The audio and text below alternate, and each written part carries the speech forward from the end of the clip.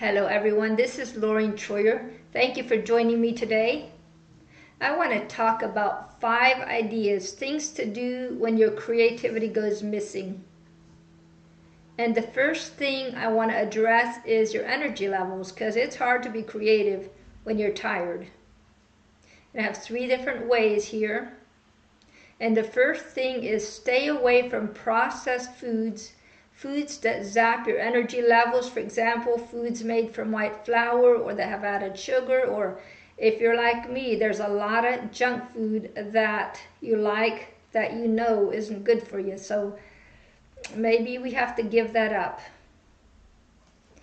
Drink plenty of water. Your body naturally builds up toxins through metabolism, and this can cause fatigue. So staying hydrated helps flush out those toxins and boost your energy.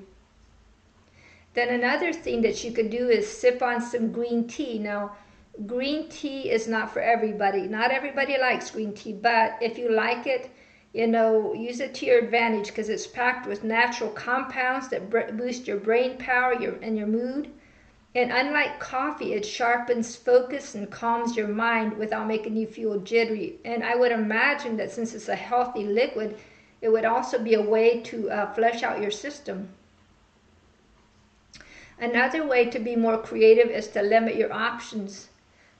Just put some constraints on yourself. For example, Dr. Seuss challenged himself to write a book using fewer words, and he ended up with a best-selling children's book called Green Eggs and Ham. And I'm sure you've heard of it. In this book, he only used 50 different words. Also, work on the things that require the most focus and energy and creativity during your peak time, that time of day when you feel the most energetic and creative. For me, that's in the morning. Some people prefer working at night. I'm sure you've heard people talk about how they stayed up till 1 o'clock in the morning and they call themselves night owls. So you know when your peak time is. And as you go about your day, always be ready to capture any ideas that come to you. Use your notebook, use your phone. Just be ready because ideas are always coming. And we need to capture those ideas and decide what we want to do with them.